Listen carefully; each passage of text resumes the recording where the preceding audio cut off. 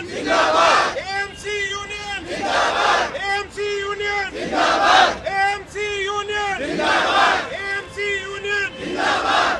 शौक नहीं मजबूरी है, ये मुहिम जरूरी है। शौक नहीं मजबूरी है, ये मुहिम जरूरी है। शौक नहीं मजबूरी है, ये मुहिम जरूरी है। समान काम समान वेतन, समान काम समान वेतन, समान काम समान काम समान वेतन। जन जन की यही पुकार, समान काम समान वेतन। जन जन की यही पुकार, समान काम समान वेतन। जन जन की यही पुकार, समान काम समान वेतन। एएमसी यूनियन जिंदाबाद, एएमसी यूनियन जिंदाबाद। आम आदमी मोहल्ला क्लिनिक यूनियन जिंदाबाद, आम आदमी मोहल्ला क्लिनिक यूनियन जिंदाबाद, आम आदमी मोहल्ला क्लिनिक यूनियन जिंदाबाद। हमारी मांगे ये गुलामी मिटानी है, कॉन्ट्रैक्ट नहीं गुलामी है, ये गुलामी मिटानी है। कॉन्ट्रैक्ट नहीं गुलामी है, ये गुलामी मिटानी है। कॉन्ट्रैक्ट नहीं गुलामी है, ये गुलामी मिटानी है। कॉन्ट्रैक्ट नहीं गुलामी है, ये गुलामी मिटानी है। एएमसी यूनियन जिंदाबाद, एएमसी यूनियन जिंदाबाद, एएमसी यूनियन जिंदाबाद, एएमसी यूनियन जिंदाबाद। आम आदमी मोहल्ला क्लिनिक यूनियन जिंदाबाद, आम आदमी मोहल्ला क्लिनिक यूनियन जिंदाबाद। ठीक है, ये सारी की सारी मांगे हमारे जितने भी पोस्टर बैनर है सब पे लिखी हुई है। एक शांति यात्रा है। इसमें जो सबसे पहला अधिकार हमारा है वो है समान काम समान वेतन। हमारे साथ एक तरह से डिस्क्रिमिनेशन होता है जिसके अंदर हर किसी को एक जैसा सैलरी नहीं मिलती। सैलरी जो है सबकी अलग अलग है, ठीक है ना, किसी कम है किसी की ज़्यादा है, जो कि समान होनी चाहिए। हमारा अधिकार है, संवैधानिक अधिकार है। और दूसरा, हमें आज तक किसी भी तरह का कोई बोनस नहीं मिला। 6 साल हो गए, सबको बोनस मिलता है, लेकिन हमें किसी भी प्रकार का कोई भी बोनस नहीं मिला। ना कभी इंक्रीमेंट हुआ। मोहल्ला क्लिनिक वर्ल्ड क्लास मोहल्ला क्लिनिक है, लेकिन हमारी स्थिति 3rd क्लास है जिसमें कुछ भी नहीं मिलता। आज तक एक आईडी कार्ड तक इशू नहीं हुआ। आप ध्यान देंगे, सोचिए कि हम किस तरह से अपनी बातों को सामने रखें। अपनी पहचान तक हम जब बताने लायक नहीं है। पतल पर जब कोई चीज़ आएगी तभी बोलेंगे ना कि हाँ भाई कोई काम हो रहा है। आपने तो मिनट्स ऑफ मीटिंग कर ली, लेकिन उसके बाद क्या, ना हमारी सुध लेने कोई आया ना कुछ। तो समान काम समान वेतन के ऊपर हमारा जो मत है पूरी तरह से अडिग है और हम इसके पीछे हटने वाले हैं नहीं, ठीक है ना। हर किसी की सैलरी अलग है और इंक्रीमेंट तक नहीं करा। 5-6 साल हो गए, हर साल हर जगह पे इंक्रीमेंट होता है। इवन प्राइवेट हॉस्पिटल में भी अप्रेजल होता है, लेकिन मोहल्ला क्लिनिक के अंदर देखिए कितना विरोधाभास है कि यहाँ पर कोई भी इंक्रीमेंट नहीं हुआ। ये हालत है। ऊपर से सैलरी सबकी इंक्रीज होती है हर साल बर साल, हमारी डिक्रीज होती है। ये पोस्टर में भी देखिए लिखा होगा कि हमारी सैलरी हर साल डिक्रीज होती गई, ठीक है ना। इसके कोई सुध लेने वाला नहीं आया। आखिर इस तरह का शोषण हमारे साथ ही क्यों? जिस मोहल्ला क्लिनिक को देखने के लिए बान की मून आए, जो यूएन के महासचिव हैं, उन्होंने अप्रिशिएट किया, तो इसका मतलब यह है ना कि हमने निस्वार्थ भाव से अपने काम को किया, जिसको पूरी दुनिया ने देखा। इंटरनेशनल लेवल पर हम जाने जाते हैं। तो ये हाल ऐसा क्यों हुआ? हमारे जितने भी कर्मचारी हैं उनकी मांगे जो हैं जेन्युइन है। कोई ऐसा कुछ नहीं मांग लिया कि हाँ भाई हम मंत्री पद देने जा रहे हो या फिर हम कोई नेता बनने आ गए। हमें किसी भी नेता पद की कोई जरूरत नहीं भाई, हमारी मांगे को मान लिया जाए। हमारी मांगे जेन्युइन है, जो होनी ही चाहिए। आखिर पेड लीव मांग रहे हैं, मैटरनिटी लीव मांग रहे हैं, तो क्या गलत मांग रहे हैं? क्या ये अधिकारों के खिलाफ हो गया? क्या कोई छुट्टी नहीं कर सकता? किसी की फैमिली नहीं है, किसी का परिवार नहीं है, वो सिर्फ बस काम पे काम करता जाए। इसके नाम पे कुछ नहीं है। हमारे देखिए कोई मेडिक्लेम नहीं है। हम जिस एनवायरनमेंट में रहते हैं हम भी तो बीमार हो जाएंगे या हम होंगे नहीं? कोरोना काल में देखिए व्यवस्था के खिलाफ है, उस व्यवस्था के खिलाफ है जिसकी वजह से हमें आज यहाँ पे इकट्ठा होना पड़ा। और ये हमारा कोई शक्ति प्रदर्शन नहीं है, ये हमारी न्याय यात्रा है, क्योंकि हम लोग बहुत परेशान है, बहुत दुखी है। और दूसरा, हम लोग सीधा ये कहना चाहते हैं आप लोगों के माध्यम से कि हम किसी पार्टी के विरोध में नहीं है, हम मोहल्ला क्लिनिक के विरोध में नहीं है, हम उस नीति के खिलाफ है जो नीति हमारे लिए घातक सिद्ध हो रही है, जो जिसके द्वारा हमारा शोषण हो रहा है कि नहीं। सबसे बड़ी बात, जिसने आवाज उठाई उसको डीम पैनल्ड किया गया, यानी आप नौकरी से निकाल देने वाली बात कर रहे हो। जॉब सिक्योरिटी जो कि एक बहुत महत्वपूर्ण मुद्दा है, उससे आप ऐसा काम करें, मतलब जो आदमी अपनी आवाज उठा अपने हक की मांग करे उसे निकाल दो। हमें तक कई बंदों ने, पीछे भी कई बंदों हमारे पर तलवार लटकी, आप शायद अगली बार हमें ना देख पाएं, ये भी है। इसीलिए मैं आपको बता देना चाहता हूँ कि हमारी मांगे जायज़ हैं, ऐसा कुछ भी नहीं है जो हमने गलत मांगा है भाई। इसके अलावा और हमारे जो स्पोक्स पर्सन है, इसके एक लेकिन उसमें से एक स्टाफ नर्स है एएनएम जिनका रजिस्ट्रेशन रिन्यू नहीं हुआ था, क्योंकि 150 आवर्स की जो ट्रेनिंग होती है, 150 आवर्स की जो ट्रेनिंग होती है वो वर्क प्लेस से मिलती है। मोहल्ला क्लिनिक में क्योंकि ट्रेनिंग नहीं होती, तो जो नर्सिंग का रजिस्ट्रेशन है वो रिन्यू नहीं हो पाता, तो उससे हम लोगों की सैलरी होल्ड कर दी जाती। ये आगे से 6 महीने और कई बंदों की तो 6 साल तक, मतलब 6 महीने की। अभी मेरे भाई जो खड़े हैं इनकी 6 महीने तक की सैलरी होल्ड है, भाइयों की 9 महीने भाई ऑन द हर किसी की सैलरी 31 तारीख को क्रेडिट होती है। ये बात तो बिल्कुल ठीक है ना, हमारा संवैधानिक अधिकार है। हमें क्या होता है टाइम पे सैलरी 3-3, 4-4 महीने तक। आप लोगों ने पहले भी देखा होगा कि 3-3, 4-4 महीने तक सैलरी हमारी रोकी गई, ठीक है ना। किसने रोकी हमें नहीं पता भाई, हमें किसी राजनीति में पढ़ना ही नहीं है। हम जब यहाँ काम कर रहे हैं तो हमें सही टाइम पे सैलरी तो दो। क्या ऐसी बात मांग ली भाई हमने कि बिल्कुल ही गलत है? असिस्टेंट कर दिया है जो कि ये सही नहीं है। इसमें करेक्शन होना चाहिए, पोस्ट का नाम चेंज होना चाहिए या उसी इक्विवेलेंट, मतलब पोस्ट समान पोस्ट का हमें दर्जा मिलना चाहिए, जिससे हमें फर्दर इन फ्यूचर कोई नर्सिंग डीएनसी से रजिस्ट्रेशन करवाने के लिए कोई प्रॉब्लम ना आए। हम नर्सिस हैं, असिस्टेंट नहीं है। असिस्टेंट नहीं है। इन्होंने हमें असिस्टेंट अच्छा मैम, बना दिया है। एक और बात सुनने को मिली है कि आप लोगों के अंदर जो मोहल्ला क्लिनिक में अगर डॉक्टर एब्सेंट हो जाता है तो आप लोगों की भी एब्सेंट लग जाती है? जी हाँ, बिल्कुल सही है।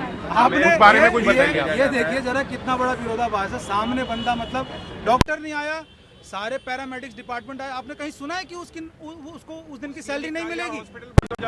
हॉस्पिटल बंद हो गया, रोगी परेशान हो गए, डॉक्टर छुट्टी पर है, तो भैया उसके साथ साथ हमारी सैलरी भी गई, हमारी सैलरी भी गई। की मांग उठाई आपने कहीं पे? बिल्कुल बताई है, सबको बताया, लेकिन नीचे वालों के कान में जूं तक नहीं रहेंगी जी, कोई सुनता ही नहीं है। सीधा बोलते हैं भैया डीम पेनल्ट कर देंगे। डीम पेनल्ट का मतलब सीधा नौकरी से निकाल। जिसने आवाज उठाई डीम पेनल्ट कर दिया गया है। हमारे पास उनकी लिस्ट भी है और हम उनको भी आप लोगों से बात करें तो हो सकता है हमें भी हाँ, हम उन लोगों वो जो डीम पेनल्ट किए गए हैं, हम उनके फिर से रीम पेनल्ट करने की मांग भी करते हैं। और किसी को इस तरह डीम पेनल्ट करने का क्या मतलब है जी? ये काला कानून है। डीएम पैनल काला कानून, बंद हो, पैनल काला कानून, बंद करो। दिक्कतें फेस करनी पड़ती है, हमें सैलरी स्लिप भी नहीं मिलती है, जिसकी वजह से हर एक बंदे को जो होता है, कभी कहीं पे लोन हो, फाइनेंशियल नहीं कर पाते नहीं मिलता है, जिसकी वजह से तो सरकार को इसमें और जो भी रिलेटेड अथॉरिटीज हैं उनको देखना चाहिए, उन पर एक्शन लेना चाहिए। हम लोग कहीं पे काम करते हैं तो हमें वहाँ की पहचान मिलती है, एक आईडी मिलता है, लेकिन हमें 6 साल हो गए मोहल्ला क्लिनिक में काम करते हुए, आज तक हमें कोई पहचान या कोई आईडी नहीं दी गई है जिससे हम ये प्रूफ कर सके कि हम मोहल्ला क्लिनिक स्टाफ हैं। हमारे पास कोई आईडी नहीं है। एक महत्वपूर्ण जो है मैडम भारती मैडम बताएंगी मैटरनिटी लीव के ऊपर। बताइए मैटरनिटी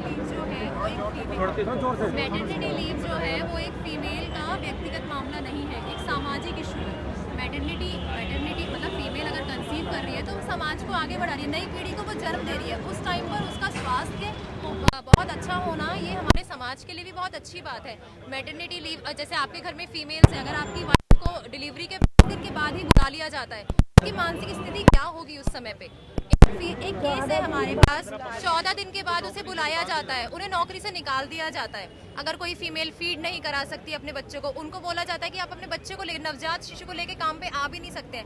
अगर वो नवजात शिशु को लेकर काम पे भी नहीं आ सकती है और अगर वो उसको छोड़ भी नहीं सकती है, ये कैसे पॉसिबल है? जानवरों के बच्चों को भी अलग नहीं महिला किया विरोधी जाता बातें हैं सारी, जितनी भी चीजें ना महिला विरोधी हैं। एक जानवर का बच्चा होता है उसको भी आप, एक गाय का बच्चा होता है उसको भी आप लगाते हैं कि भाई नहीं बच्चे की जरूरत है, तो एक ये बच्चे से मातृत्व का अधिकार भी छीना जा रहा है। जो बच्चा न्यूबॉर्न बेबी है और उससे आपने मातृत्व का अधिकार ही छीन लिया है, तो ये क्या खुला शोषण नहीं है संविधान का?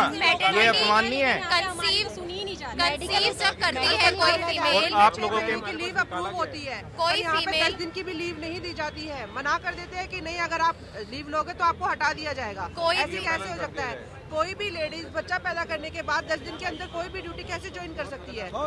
ये एक और हमें कोई पेड लीव नहीं है, कोई अर्न लीव नहीं है, कोई सीएल नहीं है, हमें संडे भी नहीं मिलता है। हम पूरा महीना हम आम आदमी मोहल्ला क्लिनिक में काम करते हैं और हम संडे के दिन बेरोजगार होते हैं और हमें कोई यही पुकार समान इन्फ्लेशन बढ़ा हुआ है और सैलरी डिक्रीज हो रही है और इन्फ्लेशन बढ़ रहा है, सैलरी डिक्रीज होती जा रही है और वर्क प्रेशर दिन पे दिन बढ़ता ही जा रहा है, लेकिन हमारे जो नीड्स हैं वो उन पे ध्यान किसी का नहीं जा रहा है। और एक बात और मैं बताना चाहूँगा, जो आप ये समझिए कैसे भी करके ना ओपीडी भी डिक्रीज करने की कई बातें होती हैं कि भाई ओपीडी ये देख ही ना पाए, वर्कलोड बढ़ा दो, पेशेंट की तरफ ध्यान ही नहीं, जो कि सबसे ज़्यादा वैल्यूबल चीज़ है। आप वर्कलोड बढ़ा दीजिए हमारा खूब दबा के, डिजिटल भी सब कुछ करें, ठीक है ना, डिजिटल भी हम देखें और फिर मैनुअल भी देखें। तो फिर मुझे बताइए कि डिजिटल की क्या जरूरत थी जी?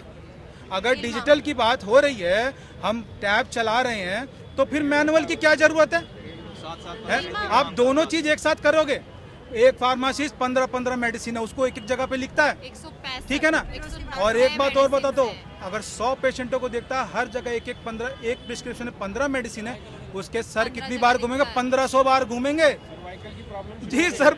ये बिल्कुल सबको सर्वाइकल की प्रॉब्लम होगी। हमारे पास कोई हेल्थ इंश्योरेंस नहीं है। एक 15,000 जिसकी सैलरी होती है उसको ESI मिलता है, हमारे पास नो ESI नो PF कुछ भी नहीं है। हेल्थ वर्कर्स की ये हालत है। इन्हीं सभी जो ये गंभीर मुद्दे हैं, गंभीर समस्याएं हमारे साथ आ रही हैं, हम आप लोगों के माध्यम से सरकार से गुजारिश करते हैं कि हमारे रोजगार को स्थायी रोजगार का दिया जाए। और हमारे साथ में हमारी एक साथी है, ये अपना एक केस बताना चाहती है आप लोगों के सामने। लाइव एग्जांपल इनके साथ जो हुआ है वो ये बताएंगी। जनवरी में मेरे फादर को कार्डियक अरेस्ट आया था, फेब में उनकी डेथ हो गई। तो दिसंबर में कोई हमारा फार्मेसी का रजिस्ट्रेशन था, वो उसको रिन्यूअल कराना था, रिन्यूअल के लिए अप्लाई कर दिया था तभी, पर वो किसी DPC की मतलब फार्मेसी काउंसिल की कुछ साइट की वजह से वो बन नहीं पाया। तो मेरी सैलरी होल्ड कर ली गई 6 महीने की। फिर मैंने जब उनको लिख के दिया कि भाई मेरे पास ट्रैवलिंग के लिए पैसे नहीं है, मेरे फादर भी नहीं है और उनको हॉस्पिटल का सब, हम कोई इंश्योरेंस भी नहीं है हमारे पास, बड़ी मुश्किल से सब कुछ हुआ। फिर सैलरी तक होल्ड कर ली, मतलब कोई हेल्प करने की बजाय उन्होंने सैलरी भी नहीं दी और अभी तक मेरी कोई सैलरी नहीं आई है। पहली सैलरी मेरी सितंबर में जाके आई थी 9 महीने के बाद। और अब शेमफुल सिचुएशन है, बिल्कुल शेमफुल सिचुएशन। इसमें सरकार को सोचना चाहिए इस मामले को लेके कि घर में इनके फादर की डेथ हो गई है, इतना गंभीर टाइम गुजर रहा है इनके परिवार के ऊपर और उस टाइम पे ऐसी चीजें हो रही हैं, तो ये बिल्कुल हमारी समझ से बाहर नहीं है। हम इसका कैंसर पेशेंट को जबरदस्ती बुलाया जा रहा है कि अगर आप नहीं ज्वाइन करते हो तो आपको नौकरी से निकाल दिया। कैंसर पेशेंट है सर, उनको जबरदस्ती बुलाया जा रहा है। पेशेंट है वो लड़का इस स्थिति में नहीं है, वो कीमो कराता है और फिर कीमो कराने के बाद वो क्लिनिक पर आकर बैठता है। आप समझ रहे हो, फोर्स कर रहे हैं कि आप आइए वरना DML की फाइल मूव ऑन हो जाएगी। DML फाइल पहुंच चुकी है कि इनको नौकरी से निकाल दिया जाए। कैसे, मतलब कैसे ह्यूमैनिटी हो रही है ये हम लोगों के साथ? ये रहा है कि जो सरकारी है ना, जो स्थायी कर्मचारी हैं, वो पूरी तरह से चाहते हैं कि जितने अस्थायी कर्मचारी हैं उनका शोषण बढ़िया से किया जाए, ठीक है ना। उनको तो सैलरी मिल रही है और हमें जो सैलरी मिल ही नहीं रही है ना, और कम करे जा रही है। कम शब्दों में ये बताइए कि आपकी सरकार से डिमांड क्या है? हमारी सरकार से ये डिमांड करके हमारी सरकार से ये मांग है कि हमें समान काम समान वेतन दिया जाए। हमारी सरकार से ये मांग है कि हमें मातृत्व अवकाश दिया जाए, दी जाए, पेड लीव्स दी जाए। जब डॉक्टर एब्सेंस है तो इसमें किसी पेशेंट्स का भी नुकसान ना हो, पेशेंट भी सफर ना करे और हम स्टाफ भी बेरोजगार ना हो। हमें डिजिटाइजेशन चाहिए, हमें चाहिए कि आप पेपर, अगर आप डिजिटलाइजेशन दुनिया बना रहे हैं तो आप मोहल्ला क्लिनिक को भी पीछे मत घसीटिए। ये वर्ल्ड क्लास मोहल्ला क्लिनिक है, इसको पीछे मत लेकर जाइए 50 साल पीछे कि हम कागजी कार्यवाही कर रहे हैं। मेडिकल बेनिफिट्स चाहिए हम लोगों को, हमारे पास PF ESI कुछ भी नहीं है। हमें जॉब सिक्योरिटी चाहिए, अगर कोई भी अपनी आवाज़ उठाता है उसको नौकरी से निकाल दिया जाता है। हमें जो संवैधानिक आधार है, वो संवैधानिक अधिकार है, हमें वो चाहिए। हमें ID कार्ड चाहिए, एज रिलैक्सेशन चाहिए। अगर आप हमें परमानेंट करते हैं तो हमारी ये सारी मांगे पूरी हो जाएगी। हमें परमानेंट का अधिकार सुप्रीम कोर्ट में दिया हुआ है। आप देखेंगे हम 6 साल से काम कर रहे हैं जी, और एक ही तरह का काम कर रहे हैं। इसका मतलब वैकेंसी भी है तो क्यों नहीं परमानेंट होंगे? हम सारे के सारे पेपर दे के आए हैं, कोई ऐसा नहीं है कि मैं इंटरव्यू पे ले लिया। गवर्नमेंट द्वारा आयोजित एग्जाम था जिसमें सबको बुलाया गया, हमने पेपर दिया, हमारी रैंक बनी है, तब जा करके हमें मिला है। ये जॉब को ऐसे ही नहीं दे दिया इन्होंने, तो हम क्यों ना मांगे? हम मांग करते हैं परमानेंट नौकरी की। और एक बात बताइए, भाई आम आदमी जो पार्टी है उसके मैनिफेस्टो में है कि अस्थायी कर्मचारी को स्थायी किया जाएगा, तो हमें कैसे नहीं जा रही है। लिस्ट बन गई है, हमारे नीचे के नाम कई चले गए अधिकारी हैं ऐसे हैं, मैं उनका नाम नहीं लेना चाहता हूं, लेकिन वक्त आने पर नाम भी लूंगा। अरे हम तक खबर आ गई है, फोन सबको करके निकालने की बताया बात जा करी रहा जा है, रही। आप लोगों मास की टीम के एक नाम तरह चले से गए हैं आगे, आपको 250 की replace किया 300 बंदों को बुला लिया अगली गया है बार कि हमारा निकाल दो कोई इन्हें। continue नहीं ये अधिकारी की बात कर रहे हैं ना, निकाल दो इन्हें। तो मैं भी देखता हूँ कैसे निकालते हो हमें आप लोग। धमकियां मिल रही हैं कि हमें हमें प्रदर्शन को रोकने के लिए धमकियां मिल रही हैं कि धमकियां मिल रही हैं, तुम्हें हम देख लेंगे। बोलना चाह रहे हो, अपनी आवाज उठाना चाह रहे हो, आप लोगों आप लोगों को निकाला जाएगा। हम ये ऐसे भारत में रह रहे हैं हम कि हमें आपका इंतजाम अपनी किया आवाज जाएगा, उठाने ऐसी की धमकियां मिल रही हैं जबकि हमें। आवाज उठाना हमारा संवैधानिक हक है, इसको कोई नहीं छीन सकता। और मोहल्ला क्लिनिक अब एक बोल रहे हैं, सब चीजों का हमारे पास प्रूफ है। थ्रेड कॉल का भी हमारे पास रिकॉर्डिंग सेव है, हर वो चीज अभी का हम हमारे share पास आम आदमी मोहल्ला क्लिनिक यूनियन जिंदाबाद। एक मिनट, मोहल्ला क्लिनिक अब एक विशाल इमारत के रूप में बनकर तैयार हो गया है, लेकिन विरोधी तत्व, विरोधी असामाजिक तत्व जो कि उसमें विद्यमान है, उसके अंदर है, वो दीमक की तरह उसको खोखला करना चाहते हैं। लेकिन वो इस गलत फहमी में है कि बिल्डिंग गिरेगी, वो निकल के भाग जाएंगे। लेकिन ऐसा नहीं होगा, बिल्डिंग गिरेगी तो उसके साथ जो ये गलत फहमी में है वो सब उसमें गिरेंगे। तो इसलिए इमारत को खोखला, आप लोगों के माध्यम से मैं कहना चाहता हूं कि मोहल्ला क्लिनिक एक विशाल इमारत है, उसको खोखला करना, दीमक की तरह खोखला करना बंद करिए और उसके आगे बढ़ के उसको और ज्यादा हमारी आपसे सफलता की इस मैसेज को आप आगे से आगे ज्यादा से ज्यादा फैलाएं, जिससे ऊपर तक हमारी बातें जाएं और उनका कुछ समाधान निकले। हम मजबूर हैं, इसीलिए बहुत मजबूरी में आए हैं। हम लोग अभी यात्रा का शुभारंभ करते हैं यहाँ से। न्याय यात्रा अगर जो आपके कि कुछ सीएम सवाल हाउस है तो तक आप चलेगी, मोहल्ला अखाड़े पे क्लिनिक की जो जाके खत्म नर्सेज होगी। है वो ये चाहती है कि उनकी मोहल्ला क्लिनिक यूनियन जिंदाबाद। हम एएमसी यूनियन बात और आपकी सुनेंगे, लेकिन हमारी मांगों को मानिए क्योंकि वो जायज है, ठीक है ना।